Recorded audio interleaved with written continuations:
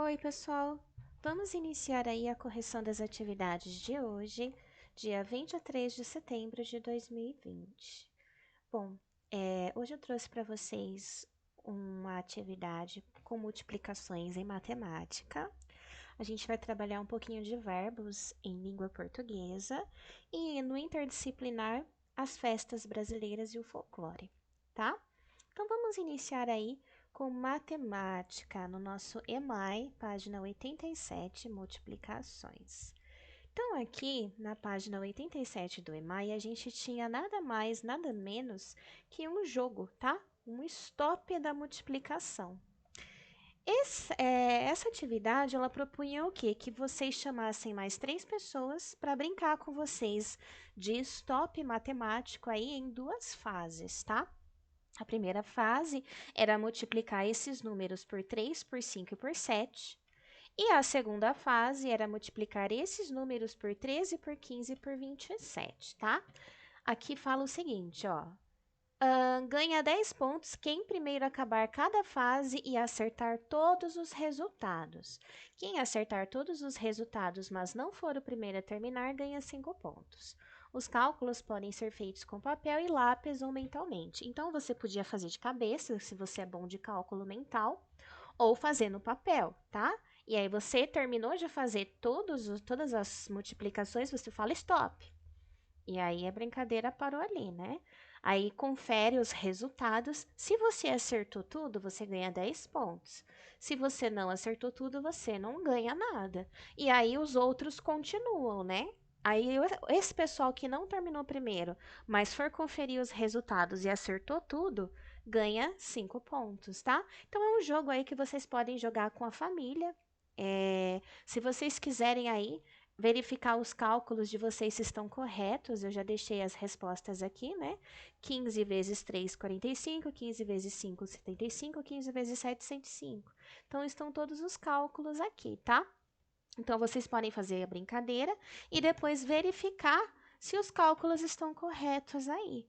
E ver quem ganhou ponto, quem não ganhou, tá? E vocês podem elaborar outras multiplicações, fazer outras tabelas para continuar aí brincando de stop matemático. Eu, quando era criança, tinha a idade de vocês, adorava brincar de stop, mas era stop de palavras, né?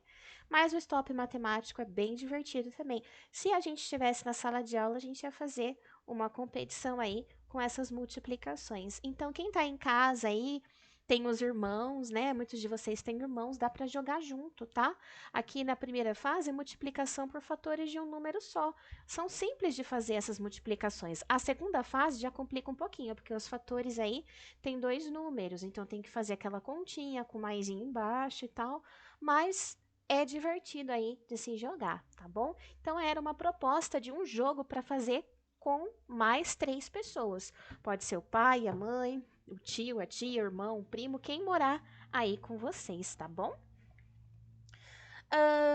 Depois tinha uma atividade em língua portuguesa, no nosso livro didático, na página 160 até 62, onde a gente ia trabalhar um pouquinho de verbo, tempos e modos. Então, vamos lá, livro de português aqui, ó, página 162. Releia o primeiro parágrafo da reportagem observando os verbos em destaque. Os grilos soam solitários enquanto dormem na aldeia Darcy Betânia. Ainda há estrelas no céu. O silêncio é quebrado a cada manhã pelos galos que cantam antes de o sol acordar. Quando os primeiros raios iluminam a vida, as crianças saem das casas de pau a pique, onde moram com os pais, irmãos, primos e tios. Em que tempo estão os verbos destacados, no presente ou no passado? Então, esses verbos soam, dormem, é, cantam, saem, ele sai, eu saio, ele sai. Nós saímos, tá? Então, esses verbos estão em que tempo? Estão no tempo presente, tá? Então, ela foi narrando os fatos enquanto eles aconteciam. Enquanto ela ia observando, ela já ia anotando, tá? O uso desse tempo na reportagem faz com que os fatos relatados pareçam verdadeiros, reais, tá? Conversem sobre as questões abaixo. Os verbos soam, dormem, cantam e iluminam poderiam ter sido escritos no passado? Por quê? Aqui a resposta é pessoal, mas poderiam sim ter sido escritos no tempo passado, tá? Aqui é, os grilos soavam solitários. Então, ó, contando uma coisa que eu já observei que já aconteceu. É como se a jornalista, ela não tivesse anotando no mesmo momento que ela estava observando, mas primeiro ela observasse, fosse embora da aldeia, quando chegasse lá no escritório jornalístico dela, ela sentasse para escrever. Então já tinha passado, ela não estava mais observando. Ela ia buscar da memória dela. Quando eu estava lá na aldeia, os grilos soavam solitário enquanto todos dormiam. Então aí já está no tempo passado. Mas como ela escreveu no momento que ela estava lá observando, provavelmente ela já estava anotando os acontecimentos para parecer algo mais real, mais verdadeiro, para ser algo mais fiel, né, à realidade. Então ela escreveu no tempo presente, tá? Mas poderia ser escrito no tempo passado? Sim. Por quê? Se fosse um texto de memória aí, né, de um acontecimento que ela já havia visto, poderia ter sido escrito no tempo passado. E os verbos saem e moram, poderiam ter sido escritos no tempo passado? Por quê? Aqui, ó. Quando os primeiros raios iluminam a vida, as crianças saem das casas de pau a pique, onde moram com os pais, irmãos, primos e tios. Então, a palavra moram, ela não poderia ser escrita no tempo passado. Por quê? Porque as crianças, elas não deixam de morar com os pais só porque a jornalista foi embora, né? Moravam, onde as crianças moravam, né? Então aí ficaria melhor no tempo presente mesmo, esses verbos saem e moram, tá? Fica melhor no tempo presente. Releia outro trecho da reportagem. As crianças mais velhas vão em grupos para o rio, ainda bem cedo, onde se lavam, nadam, brincam de saltar na água e riem depressa. Em que tempo estão os verbos desse trecho no tempo presente? Marque um X na alternativa que mostra que as formas verbais indicam, tá? Então, essas formas verbais, elas indicam um fato costumeiro, é algo que é feito no dia a dia. Todos os dias eles brincam, eles nadam, né? Eles riem sem pressa, é a forma de vida que essas crianças levam. Então, é um fato costumeiro, tá? 5. Você entrevistou pessoas da comunidade onde vive. Leia agora um trecho de uma revista com Ziraldo, escritor de livro infanto-juvenis e criador do personagem Menina Maluquinho. Estadinho, qual foi o primeiro livro que você leu? Ziraldo. Li os contos infantis do Tesouro da Juventude, uma coleção fantástica de capa dura que as pessoas vendiam de porta em porta no Brasil inteiro. O sonho de minha mãe era arrumar dinheiro para conhecer todos os volumes. Tinha os contos infantis clássicos, li Pinóquio, Patinho Feio. Depois larguei tudo, comecei a fazer minhas próprias escolhas e passei para o GB. Então meus amigos de infância eram o Batman, o Capitão América. Isso estimulou muito a minha vocação. Eu passava o dia desenhando histórias com os meus heróis. Eu tinha 11 e 12 anos. Então, aqui na pergunta, ó. O que ajudou Ziraldo em sua vocação? Ler muito, ele lia bastante e desenhava também bastante. Então, ler e desenhar. Sublinhe na entrevista uma frase que indica algo que era habitual na vida de Ziraldo no passado e circule o verbo usado. Então, aqui tem essa frase, ó. Eu passava o dia desenhando histórias com os meus heróis. Passava é um verbo que estava no passado, tá? Use outra cor de lápis ou caneta e sublinhe agora uma frase que indique algo que aconteceu em determinado momento do passado. Depois circule o verbo usado. Então, uma sugestão, ó. Li com os contos infantis, ó. Logo no começo, ó, li os contos infantis. O li tá no passado, ele leu lá no passado, tá? Li contos infantis, tá? Registre a seguir 3 coisas que você faz habitualmente. Então, aqui as respostas são pessoais. O que que você faz todo dia? O que todos nós fazemos todo dia? A gente toma banho, né? Espero que todo mundo tome banho todos os dias, né? A gente come, A gente estuda, porque vocês precisam estudar, estão recebendo as atividades em casa, então eu espero que vocês realizem aí estudos todos os dias, tá? Porque é muito necessário aí para a aprendizagem de vocês estudar todos os dias. Então, coisas que vocês fazem todo dia, vocês brincam, vocês são crianças, precisam brincar também. Ah, joga joguinho no celular, isso não é essencial, né? Podia diminuir aí um pouquinho o uso do celular. Mas muitos de vocês gostam de jogar joguinho, então joga joguinho no celular. O que você fez ontem? Tem alguma coisa diferente que você fez ontem que você não costuma fazer todo dia? E a letra C, com certeza fará nos próximos dias. O que você precisa fazer que com certeza você vai fazer? Eu espero que vocês respondam aqui na letra C. Vou fazer toda a lição e assistir os vídeos da professora. Eu espero que essa seja a resposta de vocês. As formas verbais empregadas nessas atividades indicam ações que de fato acontecem, aconteceram ou acontecerão. Dizemos que indica algo real, certo? O modo do verbo que expressa o fato, a ação como algo real, certo? É chamado de modo indicativo, tá? Então, esse modo verbal aí que a gente está estudando é o indicativo, tá? Indica algo real, algo certo. Página 162 também. Veja agora outro modo de indicar os fatos. Complete as frases a seguir usando os verbos que estão entre parênteses. Faça as adequações necessárias para dar ideia de algo incerto ou duvidoso. Se os raios de sol já aparecessem e iluminassem, com 2 S's, hein, gente? A vida, as crianças já teriam saído das casas de pau a pique. Então, o verbo aparecer ficou aparecessem e iluminar ficou iluminassem. Se tivessem fome, eles comeriam o que deu para plantar, coletar ou caçar. Então, o verbo ter ficou tivessem, algo duvidoso, tá? Não é totalmente certo. Leia outro trecho da entrevista de Ziraldo e em seguida responda a questão. Se você fosse um menino maluquinho no livro das mágicas, qual mágica inventaria? Eu resolveria a vida de todo mundo que vive em torno de mim. Quando eu penso que ganhei na loteria, me imagino quebrando o galho de todo mundo. Ninguém teria problema. Penso muito nisso, a vida das pessoas que estão ao meu redor. Queria que todo mundo fosse feliz, tivesse uma vida tranquila.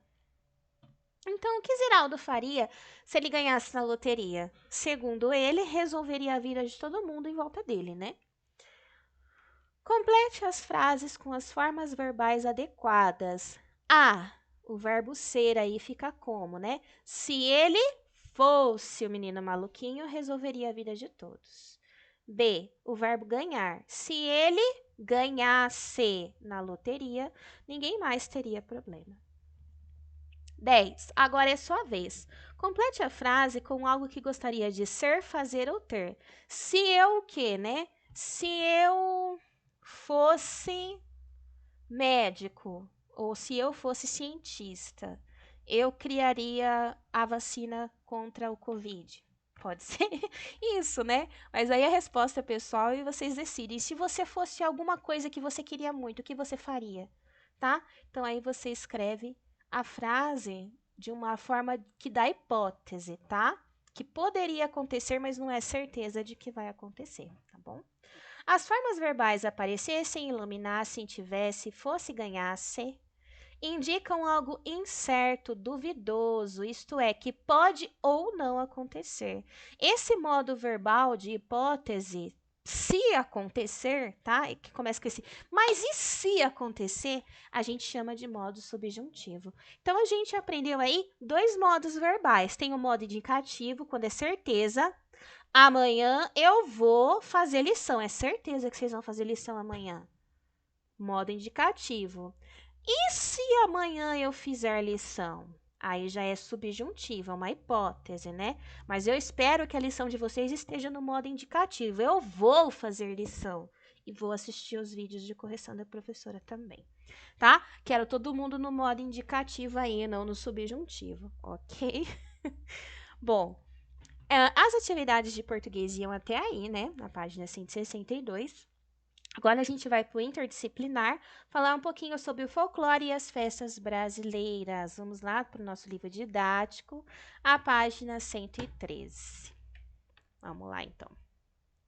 O folclore brasileiro também é rico em personagens que vêm de histórias e tradições indígenas, portuguesas e africanas. Observe as ilustrações abaixo que representam alguns personagens do folclore brasileiro e numere-as corretamente de acordo com a descrição. Então, a gente tem o Saci Pererê, o Curupira, o Boto Cor-de-Rosa e o Boitatá. Primeiro ali, ó. Ele é um jovem bonito e charmoso que vai a festas e bailes para dançar com as mulheres solteiras. Antes do amanhecer, ele volta para o rio e some, deixando as moças apaixonadas. E algumas grávidas, né? É o Boto Cor-de-Rosa, tá, gente? 3. Menino negro que tem apenas uma perna e gosta de fazer travessuras. Usa um gorro vermelho que lhe dá poderes mágicos. É o Saci Pererê, número 1, tá? Menino de pés virados para trás, que protege as matas e as florestas de pessoas que as querem destruir. É o Curupira, tá, gente? 2. Cobra de fogo que vive no fundo dos rios, só enxerga de noite e persegue os viajantes noturnos. É o Boitatá, número 4. Bom, esse desafio aqui não era necessário fazer, tá? Porque precisava de ser um trabalho em grupo, então podia pular. Agora a gente vai falar um pouco do carnaval. O carnaval, uma das festas brasileiras mais populares, teve origem na Europa e no Brasil. Recebeu influência africana. Apesar de não ser feriado nacional por tradição, quase todo o país para na terça-feira de carnaval.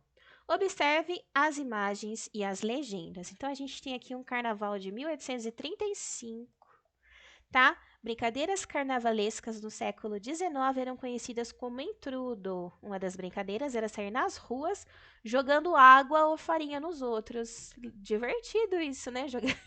Sair na rua, jogar farinha e água nas pessoas. Que legal. Aqui, Carnaval em 1965, tá? Representação de um bloco fantasiado no bairro da Lapa, no estado do Rio de Janeiro. Aqui, um carnaval em 2017 no Rio de Janeiro. E um desfile de carnaval em Pernambuco, tá? No município de Olinda, em 2015. Então, aqui, ó. O carnaval antigo se parece com o de hoje, por quê? A resposta é pessoal, porém, se a gente observar as imagens, é parecido, mas tem bastante coisa diferente também, tá? Antigamente, que nem esse negócio de jogar farinha e água nos outros. A gente não faz mais isso, né? Hoje a gente joga confete, né? Eu acho que ninguém sai jogando água e farinha nos outros. Então, tem algumas coisas que são iguais, as pessoas ainda saem bloquinhos na rua, usam fantasias, fazem brincadeiras, mas as brincadeiras mudaram, né? Hoje em dia é mais dança do que aprontar com os outros aí, tá bom?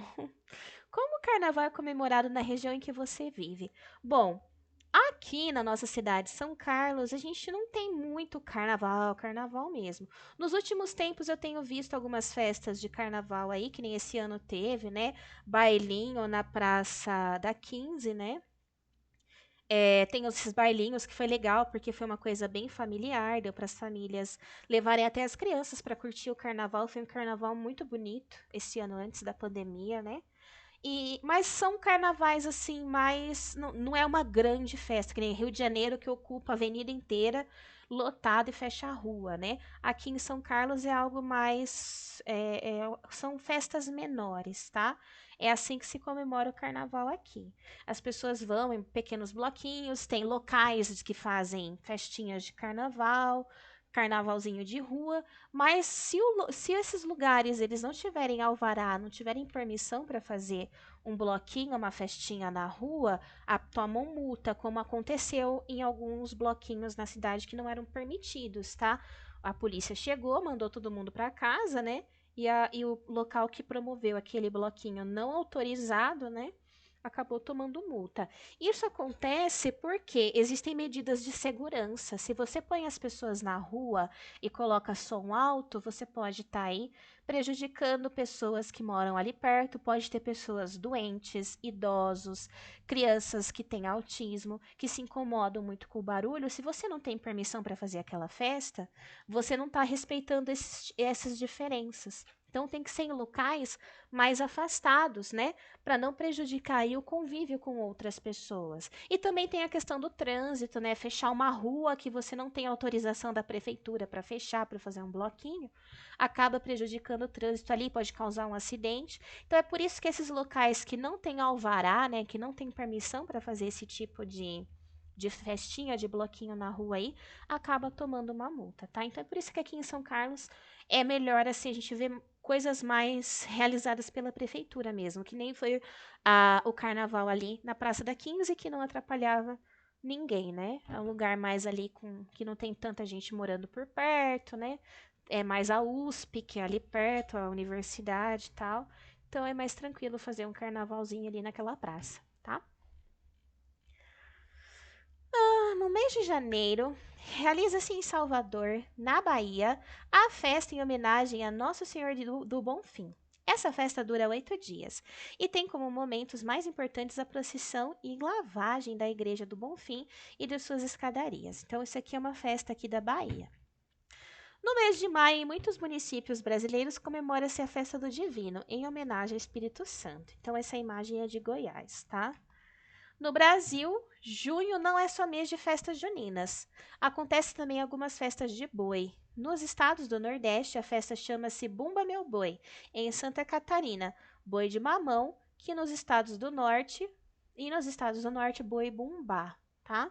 Então são festas assim que aqui em São Carlos a gente não tem muita a gente não conhece muito bem essas festas, mas outros municípios e estados brasileiros realizam esses tipos de festas, tá? Também no mês de junho acontece a festa de Corpus Christi, essa a gente conhece, né? Nesta festa é comum usar areia úmida, serragem, pó de café, cascas de ovos, papel, papelão, também tampinhas de garrafa, bolinhas de gude e o que mais tiver disponível para decoração. Então aqui, né, festa de Corpus Christi em São Paulo, ó, tá vendo? É por isso que a gente conhece, em Santana do Paraíba, de Parnaíba, tá? Aí a gente tem aqui essa decoração maravilhosa feita na festa de Corpus Christi, né? Em outubro, no município de Belém, capital do Pará, realiza-se a festa do Círio de Nazaré. Milhares de pessoas carregam pelas ruas da cidade a pequena imagem da Virgem de Nazaré. Então aí, mais uma festa aí que eu também não conhecia, tá? Aqui no Pará. Entre o fim do mês de dezembro e o início do mês de janeiro ocorrem muitas festas, como a Congada, o Natal e a Folia dos Reis. O Natal a gente conhece, né? A Folia dos Reis e a Congada eu já não sei dizer, eu acho que não conheço tanto não. Aqui nessa imagem é lá do Ceará, 2016. Então aqui pergunta o seguinte, ó, qual dessas festas acontecem no município que vocês vivem? Bom, aqui em São Carlos, dessas festas aqui, a gente conhece a de Corpus Christi, né? Acho que só a do Boi Bumbá não é muito comum aqui não. É mais essa de Corpus Christi mesmo, tá? Dessas que eles falaram aqui. Aí fala assim, a 9. Desenhe no caderno a festa de que você mais gosta no município onde você mora. Então, festas tradicionais de São Carlos, tá? A gente tem a festa do clima. É bem tradicional aqui, por causa do clima de São Carlos, tá? Geralmente é mais na época do inverno, a festa do clima, né? Que tinha aquela. Esse ano não teve por causa da pandemia, né? Mas costuma ter shows, costuma ter barraquinhas, né? Comidas, artesanato. É uma festa deliciosa, a festa do clima.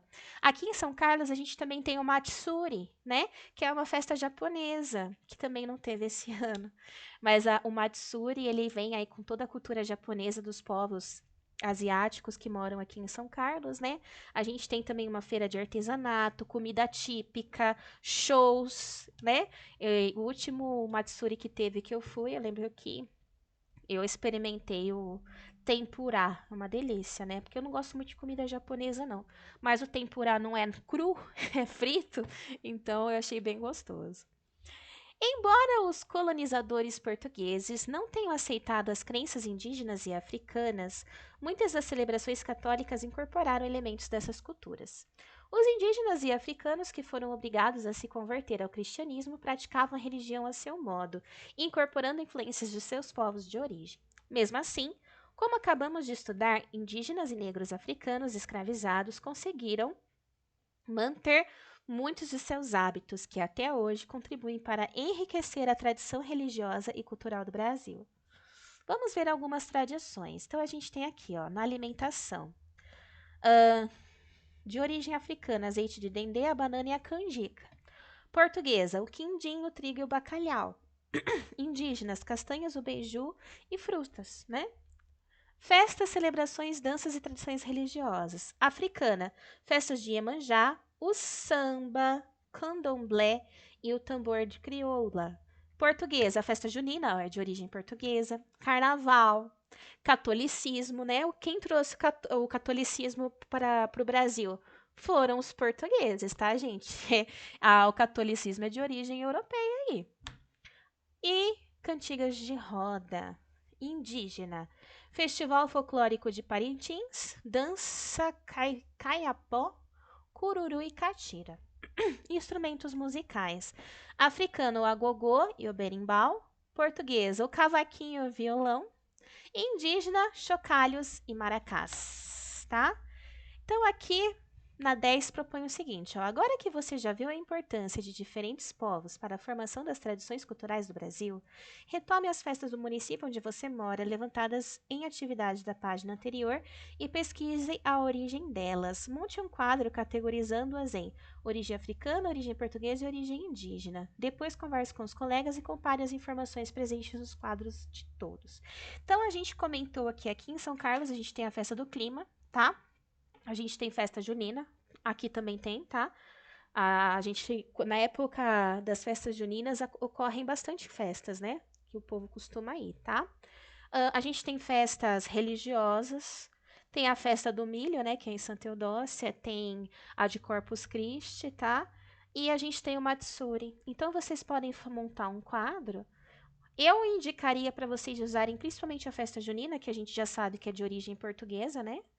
E o Matsuri, tá? O Matsuri se escreve assim, e se vocês podem pesquisar no Google depois. Deixa eu mostrar no Google mesmo para vocês, ó. Matsuri. São Carlos, tá? Matsuri é M-A-T-S-U-R-I, tá? Então, Matsuri São Carlos, ó, é assim, tá vendo? E vocês, a gente já sabe que é de origem japonesa, né? Essa festa, o Matsuri, que tem aqui em São Carlos, tá bom? Então, ó, já são duas festas aí que vocês sabem a origem, as festas juninas, né? O Matsuri, se vocês forem colocar a festa de Corpus Christi, a gente sabe que é uma festa católica aí, de origem portuguesa também. Então, já dá para fazer um quadrinho aí com pelo menos 3 festas que tem em São Carlos e que vocês sabem a origem, tá bom? Então, não precisa ser nada muito extenso, uma pesquisa muito longa. É mais um quadrinho que nem esses daqui, ó. Festas, celebrações. Então, você vai colocar lá portuguesa, festa junina, asiática, né? Ou japonesa, Matsuri, tá? Que são as festas aí do município de São Carlos, tá bom? Então, pessoal, essas foram as atividades de hoje, tá? Aí ela tem a página 117 certinho. Então, qualquer dúvida é só mandar para mim. Um beijo. Tchau!